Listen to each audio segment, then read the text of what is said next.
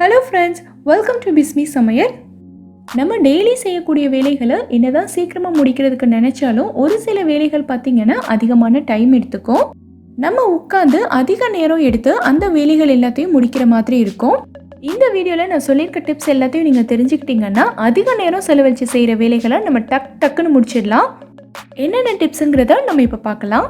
நிறைய பேர் பார்த்திங்கன்னா சப்பாத்தி சாஃப்டாக வர்றதுக்காக அதில் பால் நெய்யெல்லாம் சேர்த்து பிசைவாங்க.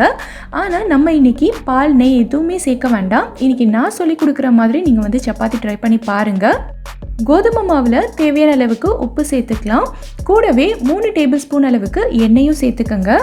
இந்த மாவில் தண்ணி சேர்க்கறதுக்கு முன்னாடி நம்ம சேர்த்துருக்க எண்ணெயை இந்த மாவோட நல்லா கலந்து விட்டுறலாம். இந்த மாதிரி கையால் உதுத்து விட்டு நீங்கள் கலந்தீங்கன்னா எண்ணெய் மாவோட எல்லா பக்கமும் நல்லா பரவிடும். இப்போ நம்ம தேவையான அளவுக்கு தண்ணி ஊற்றி பிசைஞ்சிக்கலாம். இந்த மாதிரி எல்லா மாவையும் ஒன்றா சேர்த்து கம்பைன் பண்ணதுக்கப்புறமா இதை எடுத்து நம்ம சப்பாத்தி கட்டையில் வச்சுக்கலாம். இந்த மாதிரி சப்பாத்தி தேய்க்கிற கட்டையில் கொஞ்சமாக எண்ணெய் அப்ளை பண்ணிக்கலாம். எல்லா பக்கமும் நல்லா தேய்ச்சி விட்டுட்டு மாவை இந்த மாதிரி அடித்து விடுங்க. நம்ம சப்பாத்தி நல்லா சாஃப்டாக வரணும்னா எப்படியோ நம்ம மாவை ஒரு 5-6 நிமிஷத்துக்காவது கையாலேயே பிசையணும். அப்போ தான் சப்பாத்தி சாஃப்டாக வரும். ஆனால் நம்ம இந்த மாதிரி சப்பாத்தி கட்டையில் ஒரு 2 நிமிஷத்துக்கு அடித்தோன்னாலே போதும், மாவு அவ்வளோ சாஃப்டாக வரும். நம்ம சப்பாத்தி சுட்டதுக்கப்புறம் எவ்வளோ நேரம் ஆனாலும் நல்லா சாஃப்டாகவே இருக்கும். ஒரே பக்கமே அடிக்காமல் இந்த மாதிரி நல்லா மடக்கி விட்டு அடிச்சுக்கோங்க. இப்போ பார்த்திங்கனாலே உங்களுக்கு தெரியும் மாவு எவ்வளோ சாஃப்டாக வந்திருக்குன்னு. இந்த மாவை நம்ம ஊற வைக்க வேண்டாம், உடனேவே சப்பாத்தி போட்டுக்கலாம். சப்பாத்தி பூரி மாதிரி பொங்கி அவ்வளோ சாஃப்டாக வரும். நீங்களும் ட்ரை பண்ணி பார்த்துட்டு எனக்கு கமெண்ட்டில் சொல்லுங்கள். நம்ம மாவு பிசைகிறதுக்கும் கஷ்டப்பட வேண்டியதில்லை, மாவு பிசைஞ்சிட்டு அதை ஊற வைக்கவும் வேண்டியதில்லை. மாவு பிசைஞ்ச உடனேவே சப்பாத்தி போட்டுடலாம். சப்பாத்தி அவ்வளோ சாஃப்டாக வரும். நம்ம எல்லார் வீட்லேயுமே இந்த மாதிரி தலை சீவுற சீப்பு இருக்கும். இந்த சீப்பை நம்ம எப்படியும் மாதத்துக்கு ஒரு தடவையாவது கழுவி ஆகணும். நிறைய பேர் இதை கழுவுறதுக்கு ரொம்ப நேரம் நின்று சோப்பு ப்ரஷ் எல்லாம் போட்டு இதை தேய்ச்சிட்டு இருப்பாங்க. நம்ம என்ன தான் ப்ரஷ் வச்சு க்ளீன் பண்ணாலும் இதில் இருக்க அழுக்கு அவ்வளோவா போகாது. ஸோ இதை நம்ம டக்குன்னு எப்படி க்ளீன் பண்ணுறதுன்னு பார்க்கலாம். இங்கே நான் ஒரு பாக்ஸ் வச்சுருக்கேன். இதில் நம்ம லேசான சூடில் இருக்க தண்ணி சேர்த்துக்கலாம். தண்ணி ரொம்ப கொதிக்கக்கூடாது, வெதுவெதுப்பாக இருக்கணும், கை வச்சா பொறுக்கிற அளவுக்கு இருக்கணும். இதில் நான் 1/2 டீஸ்பூன் அளவுக்கு பேக்கிங் சோடா சேர்த்துக்கிறேன். இது நம்ம எப்போவுமே கேக்குக்கு சமையலுக்கெல்லாம் யூஸ் பண்ணுற சோடா தான். சேர்த்துட்டு இந்த மாதிரி நல்லா கலந்து விட்டுருங்க. இப்போது சீப்பு எல்லாத்தையும் இதில் போட்டு ஒரு 10 நிமிஷத்துக்கு நல்லா ஊற வச்சுருங்க.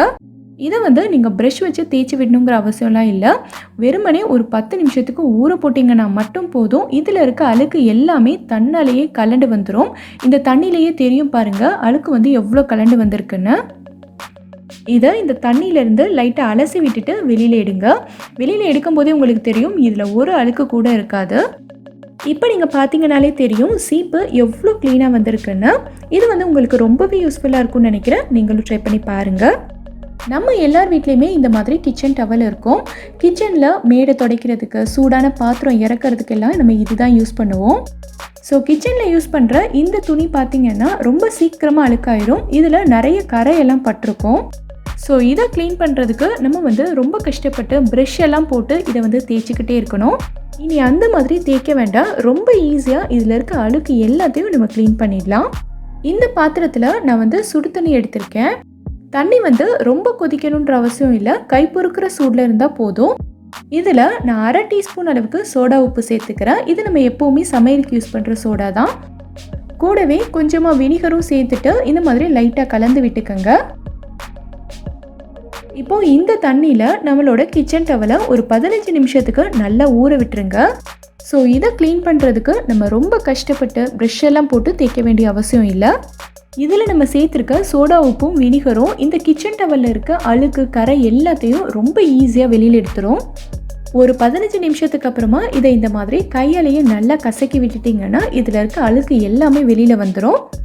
இதுக்கப்புறமா நீங்கள் கொஞ்சமாக சோப் பவுடர் போட்டு லைட்டாக தேய்ச்சிங்கனாலே போதும். உங்களோட கிச்சன் டவல் நல்லா பளிச்சுன்னு எந்த பாக்டீரியாவும் இல்லாமல் ரொம்ப க்ளீனாக வந்துடும். இப்போது அடுத்த டிப் என்னங்கிறத பார்க்கலாம். நம்ம வீட்டில் பார்த்திங்கன்னா இந்த மாதிரி கிளாஸ் பாட்டில், பிளாஸ்டிக் பாட்டிலெலாம் ஏதாவது ஒரு பொருள் போட்டு வச்சு நம்ம யூஸ் பண்ணுவோம். அந்த பொருள் காலியானதுக்கு அப்புறமா பார்த்தீங்கன்னா அதே பொருளோட ஸ்மெல் தான் இந்த பாட்டிலில் வந்துக்கிட்டே இருக்கும். நம்ம வேறு எந்த பொருளும் போட்டு வச்சு இதில் யூஸ் பண்ண முடியாத மாதிரி இருக்கும். ஸோ அந்த மாதிரி ஸ்மெல் பாட்டிலில் வராமல் இருக்கிறதுக்கு நம்ம என்ன பண்ணலாங்கிறத பார்க்கலாம். இந்த மாதிரி ஒரு பேப்பர் எடுத்துக்கோங்க. எந்த பேப்பர் வேணாலும் எடுத்துக்கலாம். நியூஸ் பேப்பர் இல்லை நோட் புக்கில் இருக்கிற பேப்பர் எதுவாக இருந்தாலும் ஓகே தான். இதில் நம்ம கொஞ்சமாக தண்ணி ஊற்றி லைட்டாக ஈரமாக்கிக்கலாம். இப்போது இந்த ஈரமான பேப்பரை பாட்டிலில் போட்டு நல்லா மூடி வச்சுருங்க. இதே மாதிரி நான் டிஷ்யூ பேப்பர் எடுத்திருக்கேன். இந்த டிஷ்யூ பேப்பரை லைட்டாக ஈரமாக்கிட்டு இந்த பாட்டிலில் போட்டுக்கிறேன். பாட்டிலை மூடி போட்டு நல்லா மூடிட்டு ஒரு 4லேருந்து 5 மணி நேரத்துக்கு இதை அப்படியே விட்டுருங்க.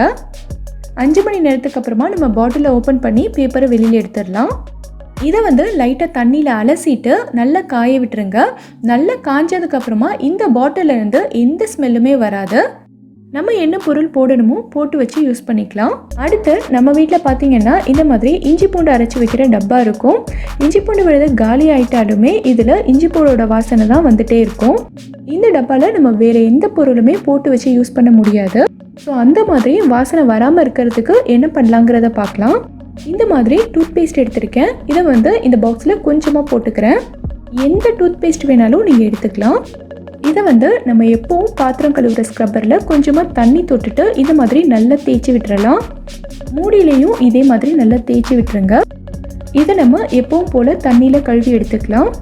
இதை நல்லா காய விட்டுருங்க. காய்ச்சதுக்கப்புறமா இதில் இஞ்சி பூண்டோட ஸ்மெல் கொஞ்சம் கூட வரவே வராது. நீங்கள் வேறு ஏதாவது பொருட்கள் போட்டு வச்சும் இதை யூஸ் பண்ணிக்கலாம்.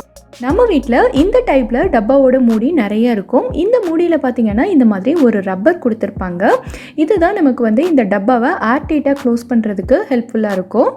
ஆனால் இந்த ரப்பர் பக்கத்துலலாம் பார்த்திங்கன்னா ஒரு மாதிரி கருப்பு கருப்பாக ஃபுல்லாக அழுக்காக இருக்கும். ஸோ இந்த ரப்பரையும் நம்ம கண்டிப்பாக கழட்டி க்ளீன் பண்ணணும். ஆனால் இந்த மாதிரி மூடியெல்லாம் கழுவும் போது பார்த்திங்கன்னா நம்ம ஸ்க்ரப்பர் போட்டு முன்னாடியும் பின்னாடியும் சும்மா கழுவி காய வச்சுருவோம். ஒரு கத்தியை வச்சு லைட்டாக எடுத்து விட்டிங்கனாலே இது ஈஸியாக கலண்டு வந்துடும். இந்த ரப்பரை நம்ம எப்பவும் போல் ஸ்க்ரப்பர் போட்டு கழுவிக்கலாம். மூடியோட இந்த இடத்துலலாம் பார்த்திங்கன்னா நம்ம ஸ்க்ரப்பர் வச்சு தேய்ச்சோன்னா அதில் இருக்க அழுக்கு அவ்வளோவா போகாது. ஸோ இந்த மாதிரி ஒரு டூத் ப்ரஷ் எடுத்துக்கோங்க. இந்த டூத் ப்ரஷ் இந்த இடுக்குலலாம் ஈஸியாக போயிடும். ஸோ இதை வச்சு தேய்ச்சி நீங்கள் க்ளீன் பண்ணிக்கோங்க. மூடியும் ரப்பரும் நல்லா காய்ச்சதுக்கப்புறமா இந்த ரப்பரை மூடியில் இந்த மாதிரி நல்லா மாட்டிட்டு நம்ம யூஸ் பண்ணிக்கலாம். சப்பாத்தி சுட்டுட்டு மீதி இருக்கிற மாவை நம்ம ஃப்ரிட்ஜில் ஸ்டோர் பண்ணி வைப்போம். அந்த மாதிரி நம்ம ஃப்ரிட்ஜில் ஸ்டோர் பண்ணி வைக்கும்போது அடுத்த நாள் எடுத்து பார்த்தோன்னா சப்பாத்தி மாவில் மேலே இருக்கக்கூடிய லேயர் கலர் மாறிட்டு ஒரு மாதிரி இருக்கும். அந்த மாதிரி நம்ம ஸ்டோர் பண்ணும்போது மாவை கண்டிப்பாக ஒரு காற்று போகாத டப்பாவில் தான் போட்டு நம்ம ஸ்டோர் பண்ணணும். மாவை இந்த மாதிரி நல்லா அமுத்தி விட்டுருங்க. சைடில் கார்னரில் எல்லா இடத்துலையுமே கேப்பே இல்லாத மாதிரி ஃபுல்லாக அமுத்தி விட்டுருங்க. காற்று போகாமல் நல்லா ஏர்டைட்டாக க்ளோஸாக இருந்தால் தான் மாவோட கலர் மாறாது. அது மட்டும் இல்லாமல் இந்த மாதிரி ஒரு டைட்டான மூடி போட்டு க்ளோஸ் பண்ணி நம்ம ஃப்ரிட்ஜில் வச்சுட்டோன்னா சப்பாத்தி மாவோட கலர் மாறவே மாறாது. இதை நீங்கள் ட்ரை பண்ணி பாருங்கள். இந்த வீடியோவில் நான் சொல்லியிருக்க டிப்ஸ் எல்லாமே உங்களுக்கு ரொம்பவே யூஸ்ஃபுல்லாக இருக்கும்னு நினைக்கிறேன். எந்த டிப் உங்களுக்கு ரொம்ப யூஸ்ஃபுல்லாக இருந்துச்சுங்கிறத கீழே இருக்க கமெண்ட்டில் சொல்லுங்கள். இந்த வீடியோ உங்களுக்கு பிடிச்சிருந்தா லைக் பண்ணுங்கள். உங்கள் ஃப்ரெண்ட்ஸ் உங்கள் ஃபேமிலி மெம்பர்ஸ் கூட இந்த வீடியோவை ஷேர் பண்ணுங்கள். மறக்காமல் நம்ம பிஸ்மி சமையலுக்கு சப்ஸ்கிரைப் பண்ணிவிட்டு பக்கத்தில் இருக்கக்கூடிய பெல் ஐக்கானையும் கிளிக் பண்ணி அதில் ஆல் ஆப்ஷனை செலக்ட் பண்ணுங்கள். தேங்க்யூ.